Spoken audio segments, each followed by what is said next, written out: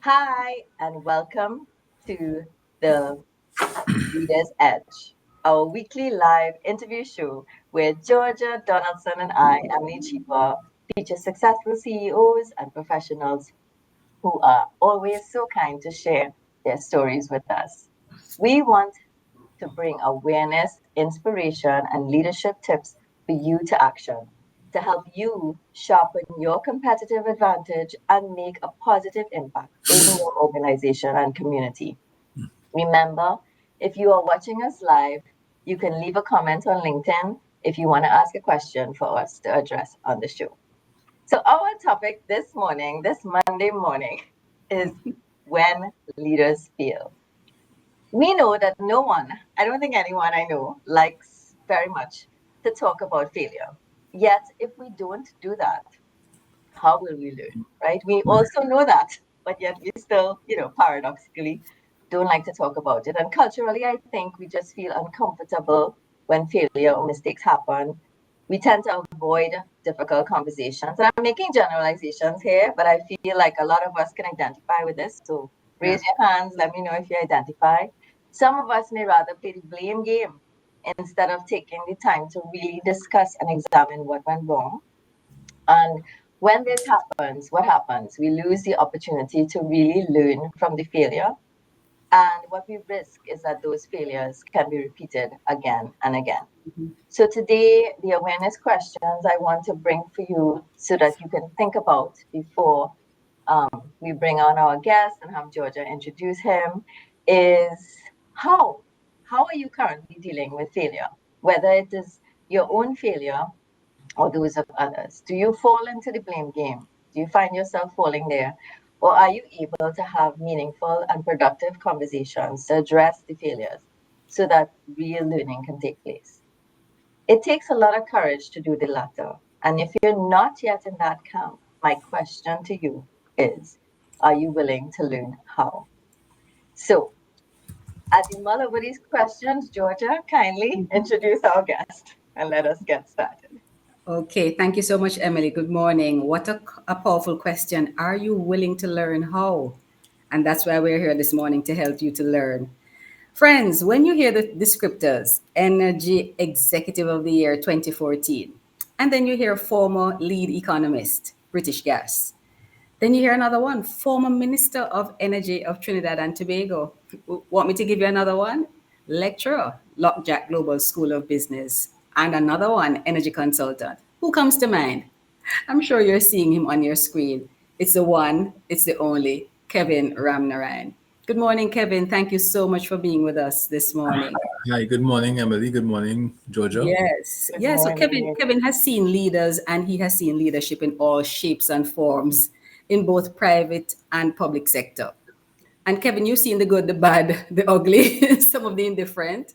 And you're here to talk to Yeah, us this morning about, when leaders fail. You're here to talk to us where you've seen hubris and where that has failed, and where you have seen where lack of vision has failed. I remember you spoke to us about the West Indies team. I'm sure you're going to give that story this morning. So, Kevin, we mhm. invite you to start off and share with us your examples where you've seen some leaders fail. And then we'll talk about how we can help others not fall in that trap. The floor is Yeah. yours, Kevin. Well, there are many different definitions of leadership in the literature.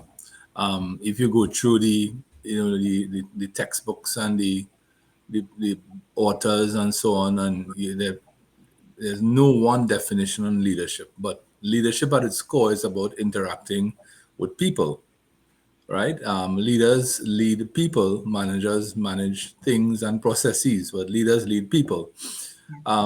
So it's fundamentally about people, and it's about mobilizing people and motivating people to achieve, an objective Right.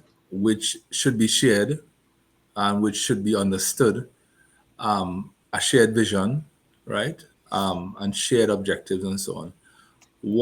So I've seen, of course, throughout my life, I've seen the private sector, I've seen the multinational sector in Trinidad.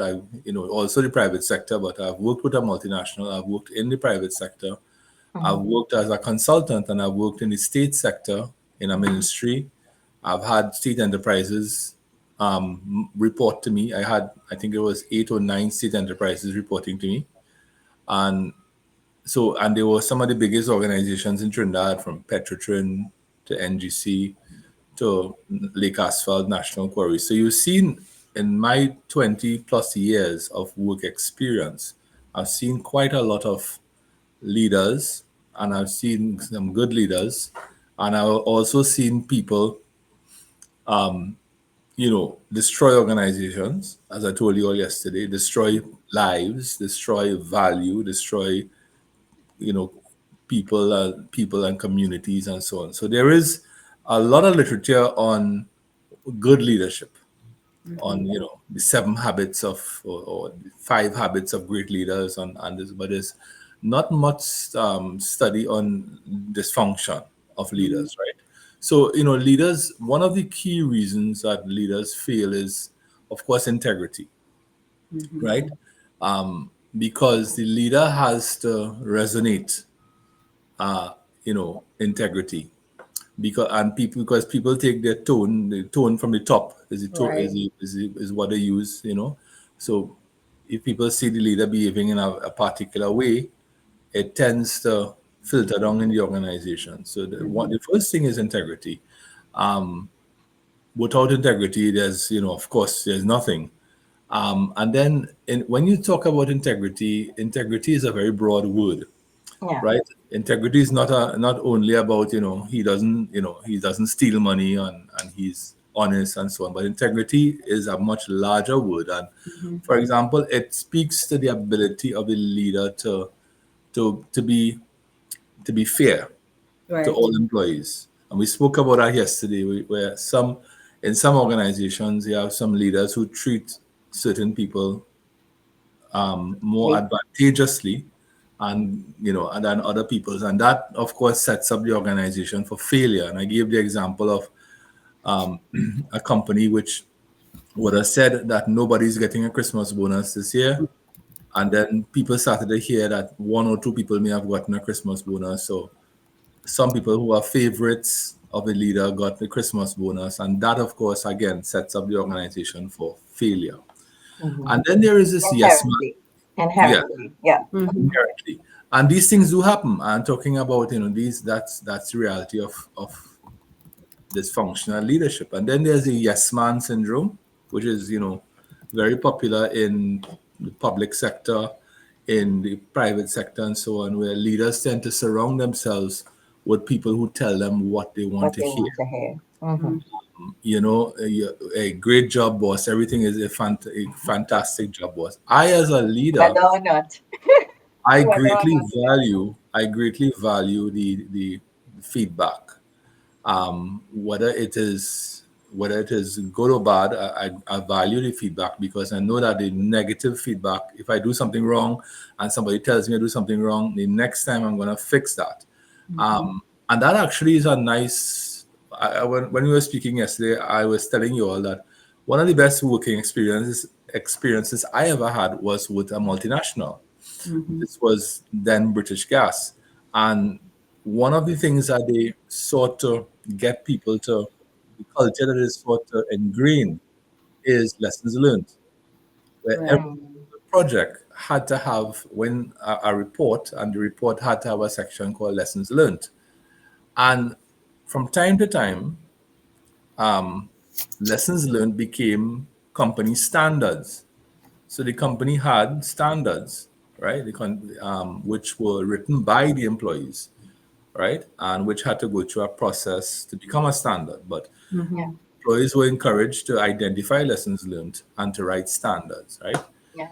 The other thing is that, and you have what they call strategic myopia, right?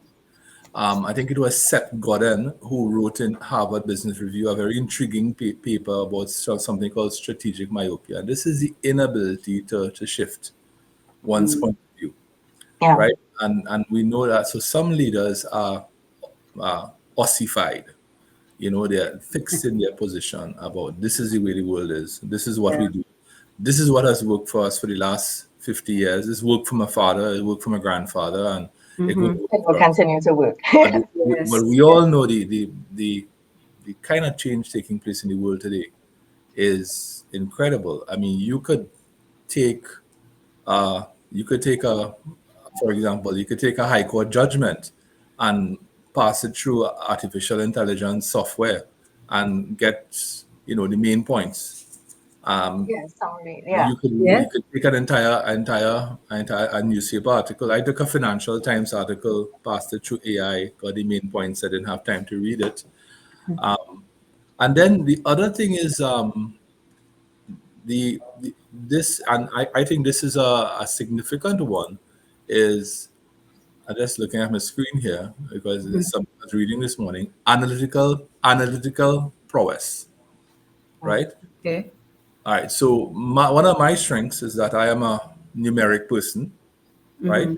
I think anybody who follows me on LinkedIn knows that when I speak using a lot of graphs and data and references mhm, to research and so on, right? mhm, Because of the way the world changed, we now have access to so much more data, right? And everything is measured.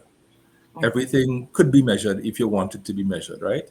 And in organizations, especially SMEs, a lot of data is generated in reports all over the company, and Yes. a good leader has to find out in those data that are being generated. There's a lot of gold, right? mhm. Information Yeah. is gold, and a good leader has to have an analytical mind to be able to sit and look at numbers. I was very good at looking at spreadsheets and pointing things out that people would miss, and people would get calls at all sorts of strange hours about numbers that I saw, cell that I saw on a spreadsheet, and I want to know what's happening with that production on that platform. And they Yeah. say, you pick up that already? Right? I say, yes, I pick it up already. What's wrong with the production on the platform? I say, oh well, we had to take a separator offline, and that only happened 3 days ago. But the fact that the leader could pick up that very quickly, and now for example, we have the concept of this in my industry. We have the concept of this smart oil field, right? Mhm. Which is where you get real time data from a producing oil field, and that allows you to make very quick interventions. So Okay. leaders have to be analytical, right? Mhm. Um, and then and for me, the big one, as we discussed yesterday in the prep, the big one for me is the inability to share the vision, Right. right? And so the vision for the company has to be widely articulated. And Yeah. we spoke about JFK and the moon program, right? So why don't And you, for the audience, just Yeah. summarize that story about yeah, the so vision. Yeah. in around 1962, JFK, John F. Kennedy, went to Rice University and gave a speech, and the United States was behind the Soviet Union on the space race. They were able to put a man into orbit and so on, and the U.S. was falling behind, and Mhm. Kennedy said quite clearly that America would put a man on the moon before the end of this decade, which is the 1960s, and they did. In 1969, man walked on the moon and planted the American flag. And then there's this story about him visiting NASA in mission control, and him meeting the janitor and asking the janitor, what do you do here? And the janitor said, well, Mr. President, I'm helping to put a man on the moon, right? And that speaks about the shared vision, where everybody in the organization, from the lowest rung of the ladder to the highest rung of the ladder, understands what the plan is. And Right. too many times that is well hidden in companies. Some companies, like, nobody knows what the plan is. It's not And clear. Yeah, it's Not not because clear. clearly Okay. articulated. It's not Yeah. as and it's simple not as clearly articulated because, putting the one, man on the moon before the the leader end of the himself decade. doesn't know what the plan is, right? Not Two, in not in a way that is compelling, so yeah, that Yes. anybody can repeat it. And I think, as Yes. you said, maybe they're not clear on what the vision is, or they are not able to easily summarize it. into Mm-hmm. something memorable. And So, that brings us to the great skill of communication. Now, not mm-hmm, every leader has to be Jack Welch. And if you were a management student, if you were doing an MBA 15 to 20 years ago, Jack Welch was a man that we looked to, right? Mm-hmm. Everybody was reading Jack Welch. But the Jack Welch model is no longer the model that we use for as the ID leader. In fact, that model no longer exists. One of my great and one of my, if I was to recommend one book to read on mm-hmm, leadership, it will be Good to Great by Jim Collins. Jim If you read Collins. if you read yeah, nothing on leadership and read Jim Collins's Good to Great, because in Good to Great, and if you don't have time to read Good to Great, you could read his Harvard Business Review paper, which summarizes his concept of the the his concept of leadership, right? Mm-hmm. Where he talks about the leader, the most effective leader, as being that leader with personal humility, but with an intense will. So I'll just repeat that: personal humility meets intense will, mm-hmm, and he calls that a level 5 leader, right? So I wouldn't go through the whole explanation of how he goes from level 1 to level 5, but fine, the fine, the way the person that he gives as the best example of a level 5 leader, personal humility, not a flamboyant charismatic type, but intense will, is a gentleman called Abraham Lincoln, right? Who is a very meek, very humble, a very soft-spoken gentleman, but he had an intense will, an intense Mm-hmm. political will to end slavery. mm-hmm, Right. And Collins says that he eventually he paid for that with his life, right? Because at the end of the Civil War, he was assassinated. So so we have this, and there are. I was asking some colleagues, do we have level 5 leaders in Trinidad? Hmm. And one or two names did come up, and I wouldn't call the names of those persons, right? I have actually worked with, I've had the pleasure of working with somebody who I consider is a level 5 leader. I wouldn't call his name, but mm-hmm, he's a retired banker.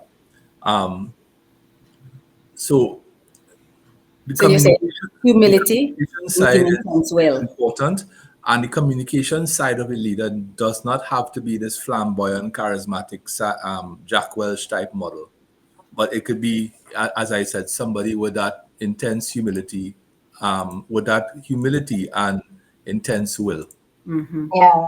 So if we intense could jump will to in get here, things done. Georgia. So Kevin, thank you so much. I mean, you touched on many points, and Mm-hmm. I think we wanted to highlight what happens when leaders fail. And I think in your conversation, you were talking about some of the some of the qualities that good leaders have. And a lot of it, I think, tends to be around. I mean, you started with integrity, right? Yes. And you ended with with humility and the will to do something like intense will. And I think you can't have integrity, real integrity, without humility. Um, you can't have real We integrity just with. had a little drop in connection there, right? I see Okay. that. So You're you're back. back. Mhm. You're back. Yeah. So yeah, I was suggesting that you can't have real integrity without humility, without the ability to listen. I mean, you mentioned some of the Mm-hmm. failures of leaders is when we surround ourselves by only yes men, by people who Yes. only tell us what we want to hear and sort of build that false, or that build us up in a way that is not really productive. And what happens to, and you see, Uh, integrity is a very big word. mhm, Integrity is a very big word.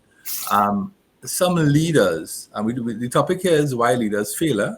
mhm. Some When? leaders empower the wrong people Mm-hmm. in Mhm, organizations, mhm, right? And they empower the news carrier, right? And mhm, Mm-hmm. they empower the loud people, the people who always outside the door on a morning because they want something personal, but right?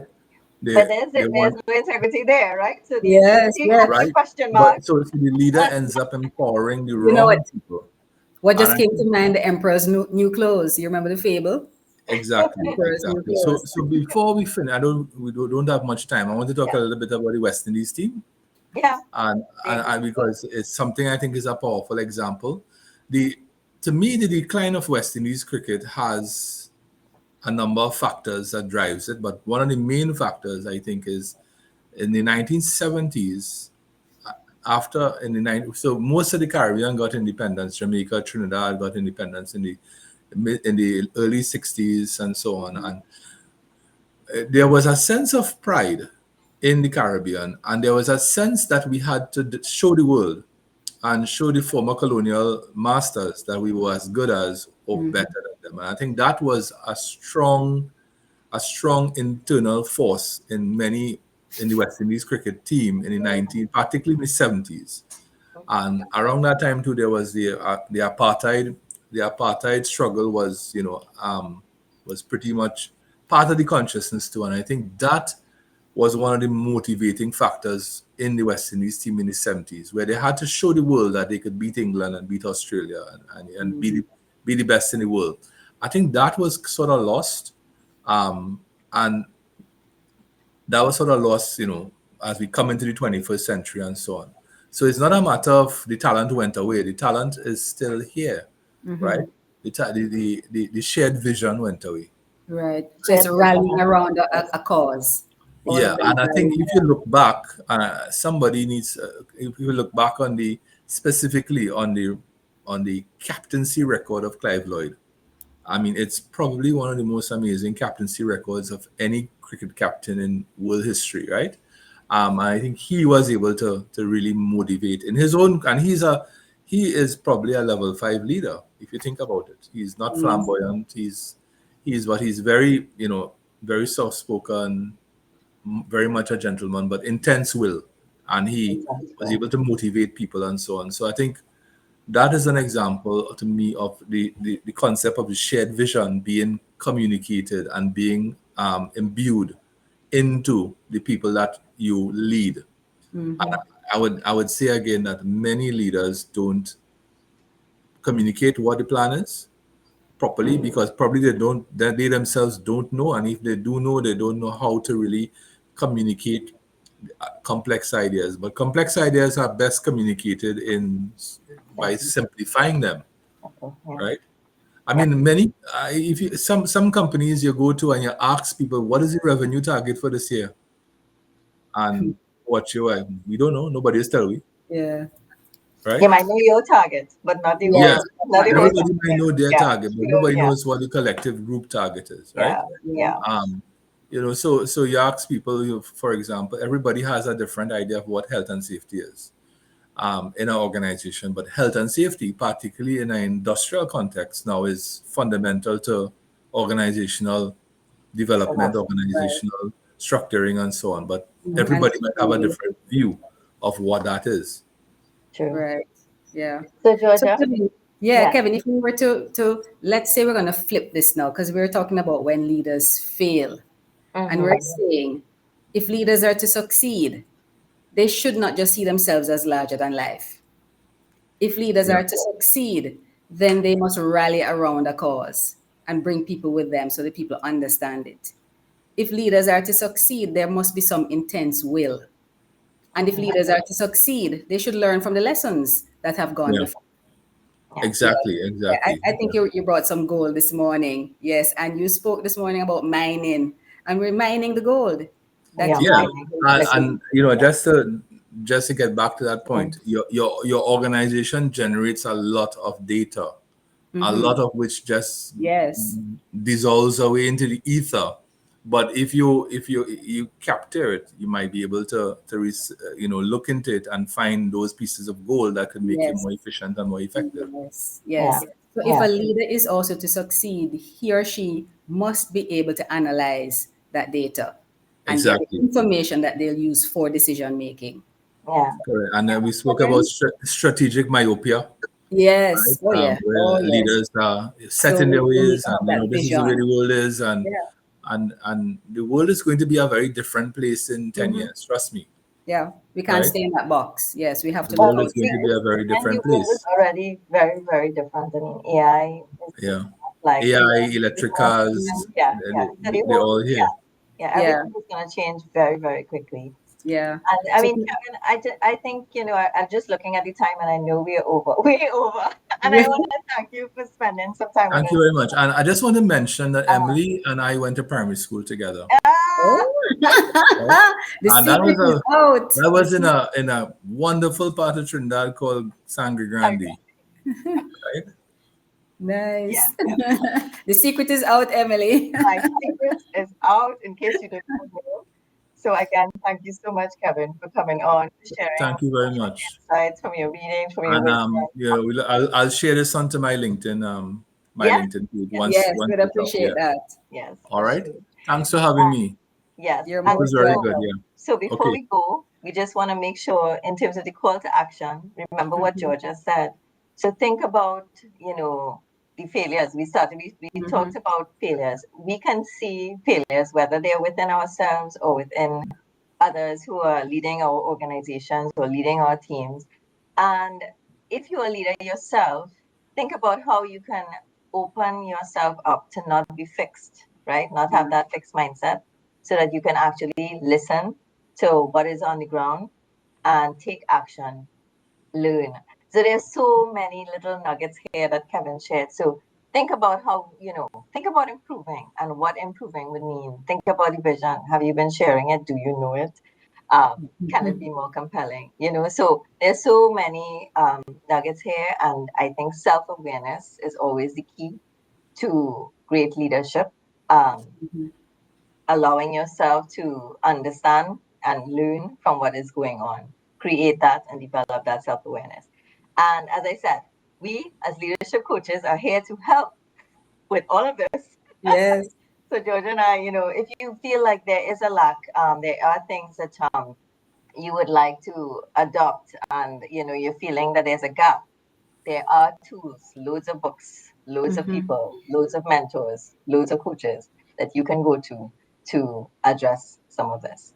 All right. So people, thank you. Peace out and Thanks have a a great day. lot. Thank Take you. care. Have a good Thanks. day. All right. Bye.